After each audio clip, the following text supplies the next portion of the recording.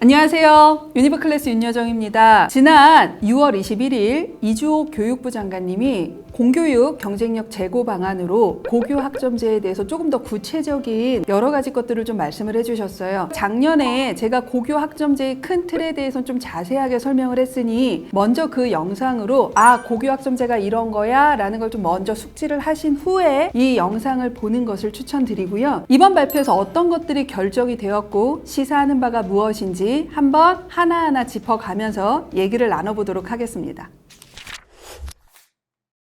자, 첫 번째는 고1 상대평가가 확정되었습니다. 우리 기존의 발표는 고1은 상대평가로 하고 일반 선택 과목인 고2부터 성취평가, 즉 절대평가를 하겠다라고 했지만 작년 말쯤에 이것까지도 절대평가가 될 수 있어 라는 발언이 있어서 이게 절대로 가는 거야, 상대로 가는 거야 라는 것에 대해서 부모님들이 좀 걱정도 하시고 기다리고 계셨을 텐데 드디어 원안대로 확정이 됐다라고 생각하시면 될 것 같습니다. 고교 학점제가 전면 시행되는 현 중2부터는 최소한의 내신의 변별력을 확보하기 위해 상대평가를 한다라는 말씀을 하셨습니다. 자, 이것이 무슨 의미인가라는 것에 대해서 저의 견해는 일단 크게 한 두세 가지 정도로 좀 압축된다라고 생각하시면 될 것 같습니다. 첫 번째는 뭐냐면 우리 수도권도 대학이 있고 지방도 대학이 있습니다. 우리 수도권의 중위권 대학부터는 학종보다는 대부분 교과로 수시를 선발을 합니다. 그리고 지방대는 그 비중이 점점 늘어나고 있죠. 자, 우리 요 학교들은 요번에 고교 학점제 4번에 걸친 공청회에서 우리는 반드시 교과로 아이들을 선발을 해야 된다. 그래서 교과가 유지되는 것이 매우 중요하다라는 것을 좀 강하게 어필을 했고 요 학교들도 아이들을 선발하기 위해서는 최소한의 내신의 변별력을 확보하는 것이 필요하다라는 의미로 저는 좀 받아들였다라고 생각하고 있습니다. 이게 첫 번째 제가 갖고 있는 의미고요. 다만 두 번째, 우리 아이들을 보내고 싶어하는 서울의 주요 대학을 살펴보면 현재도 이전 정부에서 지역균형 전형 또는 학교장 추천 전형으로 교과 전형을 10%를 유지해라라는 발표 이후에 지금 겨우겨우 10%가 유지가 되고 있지만 이 내신만으로는 우수한 아이를 선별하기가 좀 어려워. 그래서 그 다음 해부터는 서류가 섞이거나 또는 뭐 최저가 신설이 되거나 우리 2025 학년도만 하더라도 연대와 한양대도 최저가 생기는 등 기본적인 해당 학교의 내신만으로는 아이들을 선발하기가 꽤 곤란하다라는 입장이 상위권 대학의 입장이었어요. 자, 그런데 이제 일반 선택 과목마저도 내신으로 변별력이 확보가 되지 않고 A의 비율이 최소 못해도 15%에서 많으면 40%까지도 될 수 있을 텐데 이 A를 1등급으로 바라보고 교과로 아이들을 선출할 가능성은 저는 좀 극히 희박하다라고 생각이 듭니다. 교과 전형이 유지가 되겠지만 지금 현재와 같은 형태의 교과 전형은 더 이상 힘들 것 같다라는 것을 기억해 주셔야 될 것 같습니다. 아마도 최저를 강화하거나 그러나 이것도 수능이 어떻게 될지 모르는 상황이기 때문에 조금 더 두고 봐야 될 것 같고요. 서류를 강화하거나 또는 서류 기반 면접이나 재시문 기반 면접에서의 변별도를 확보하는 어떠한 형태로든 내신만으로 선출하는 교과 전형은 상위권 대학으로 갈수록 매우 가능성이 떨어지는 형태가 되지 않을까라는 생각을 합니다. 저의 견해는 그러면 교과 전형에서 내신 산출은 고1 등급밖에 없기 때문에 고1의 내신이 매우 중요해지느냐라고 물어보실 수 있는데 수도권 중하위권은 아마도 이 고1 내신으로 교과 전형의 합불이 갈릴 가능성도 매우 농후합니다. 다만 상위권의 대학, 서영고, 서성한, 중경예시 라인을 고민을 하신다면 고1 내신이 높은 것이 매우 중요한 합불에 영향을 미친다기보다는 고1 내신이 너무 낮으면 교과 전형은 못 쓴다 정도로만 이해를 해두시는 게 저는 맞다라고 생각을 합니다. 제가 고1 설명회를 하면 항상 부모님한테 말씀을 드려요. 고1은 생기부 관리 안 하셔도 된다. 그냥 수행평가나 주어진 프로그램 열심히 그저 성실하게 따라가면서 무조건 내신을 확보하셔라 라고 말씀을 드리는데 그러한 지점에서 저는 크게 달라지지는 않는다. 고1 내신이 높다고 그것 때문에 합격하는 상위권 대학은 저는 개인적으로 없다라고 생각을 합니다. 우리 상대평가처럼 최소한의 변별력을 확보하기 위해서 현행의 수능 시스템을 유지하면서 범위의 조정을 할 건지 아니면 이걸 자격고시화 할 건지, 아니면 논서술형으로 갈 건지, 아니면 수능에 또 다른 대안이 나올 건지에 따라서 수능 준비를 좀 어떻게 하느냐에 대한 문제는 고민을 해봐야 되는 문제라고 생각합니다. 자, 이렇게 하면 더 헷갈리실 거예요. 그러면 뭐 어떡하라는 거야? 지금 내 아이 중1인데 그러면 나 우리 아이 그냥 손 놓고 있으라는 거야? 라고 생각하시면 안 되시고요. 이렇게 바뀌었다고 하더라도 제가 여러 번 누차 말씀드렸듯이 국영수 잘하는 애가 대학을 못 갈 리는 없습니다. 다만 그 국영수를 잘한다는 기준이 내 아이가 지금 현재 학교에서 시험을 보는 그 국영수의 원점수가 90이냐 95냐로 판단하시는 건 좀 많이 곤란하시고, 어느 정도 이 아이가 공부머리가 좀 있고 공부의 개념을 좀 잘 갖추고 있는 친구다라고 하면 전국 단위의 시험에서 이 아이가 어느 정도 그 개념을 써먹을 수 있는가를 끊임없이 확인하시면서 대비를 하시는 것을 좀 적극적으로 추천드리는 편입니다.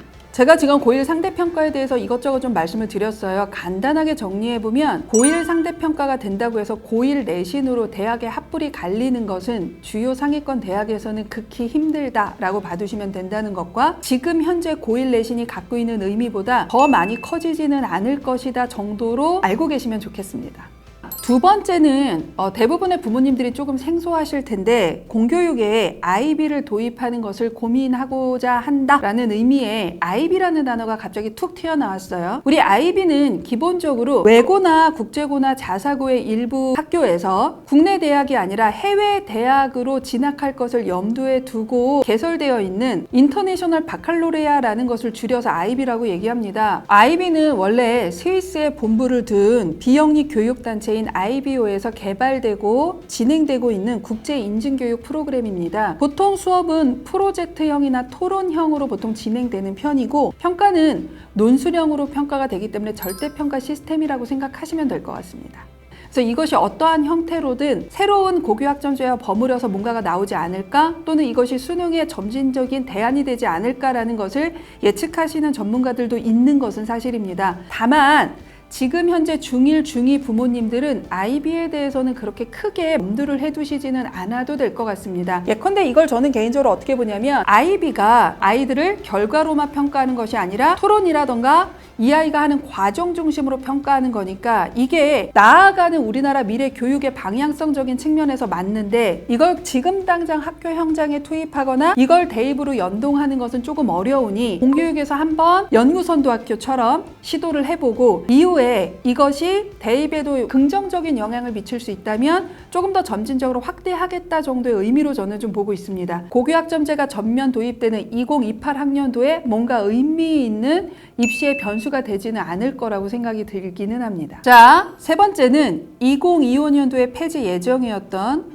외고, 국제고, 자사고를 존치하겠다라는 발표가 있었습니다. 저는 이렇게 고교학점제가 도입이 됐을 때 외고, 국제고, 자사고가 얼마큼 유리하느냐에 대해서는 좀 유보적인 입장을 가지고 있었는데, 어차피 이 학교 라인들이 교과 전형을 쓰지 않는다는 것을 감안을 하고 학생부 종합 전형을 위주로 고민을 해본다면 아무래도 이렇게 존치를 하겠다라는 것은 그쵸, 아무래도 요 학교에 약간 날개를 달아준다라는 측면을 이제는 좀 배제하기는 어려울 것 같다라고 생각이 듭니다. 고교 프로파일이 도입된 이후에 외고, 국제고, 자사고가 여유롭게 붙었었던 등급대들이 점점 여유가 없어지는 게 해마다 그렇게 됐어요. 그래서 예전처럼 4, 5등급대 친구들도 여유롭게 서영고를 붙었었던 아름다운 시절은 끝났었던 상황인데, 내신이 이제 2학년 때부터 절대평가로 돌아가고 이 친구들이 교과 전형을 쓰지 않는 한 고1 공통과정이 내신 등급이 높은 게 학생부 종합전형에서는 큰 영향력이 없는 건 지금 현재도 마찬가지이기 때문에 자사고, 외고, 국제고가 학생부 종합전형에서 지금보다는 확실하게 유리할 것이다라는 건 이제 너무 명확해진 상황이다 라고 바라보셔야 되고, 그래서 중1, 중2 때 준비를 하실 때는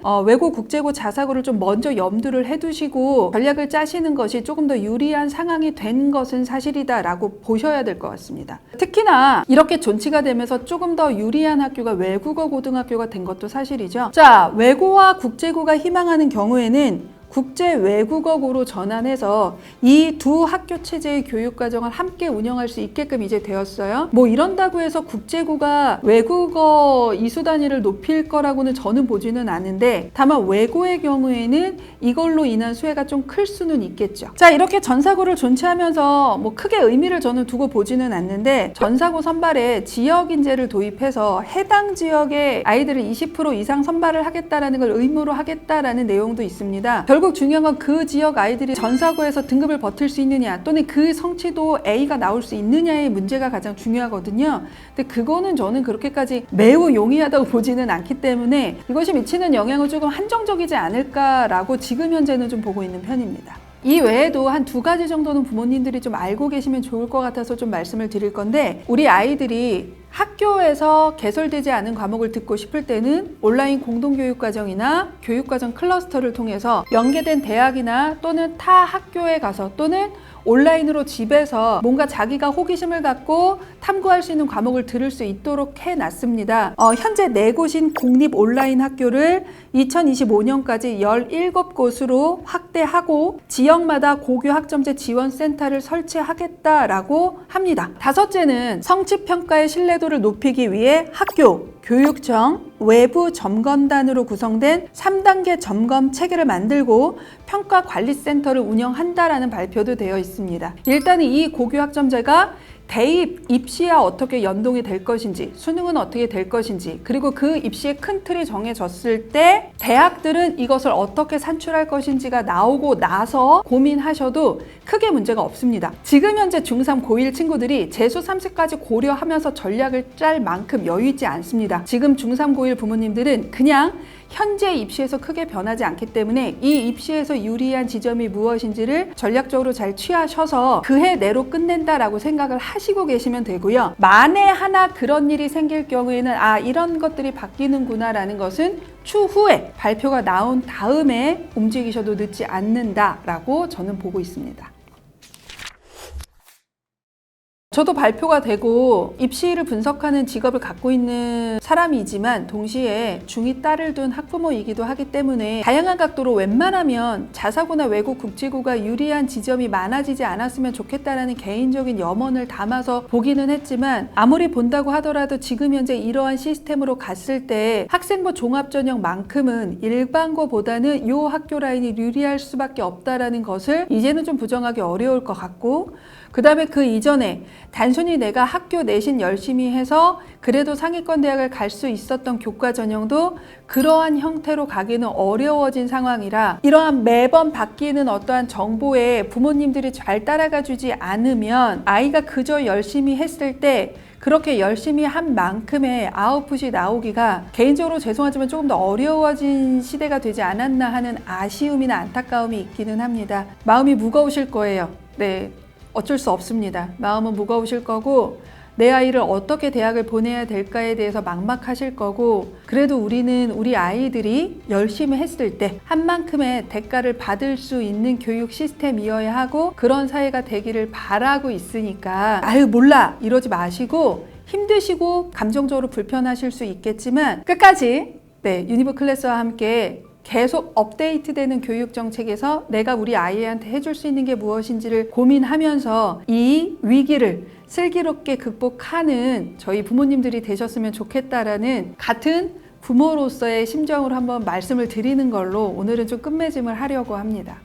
오늘의 영상이 도움이 되었다면이라도 말씀을 드리기가 조금 무거워서 이것을 어떻게 해야 될지 모르겠지만, 자, 우리 같이 힘내자는 의미로 오늘은 좋아요와 구독을 부탁드리고요. 지금까지 유니브 클래스 윤여정이었습니다. 감사합니다.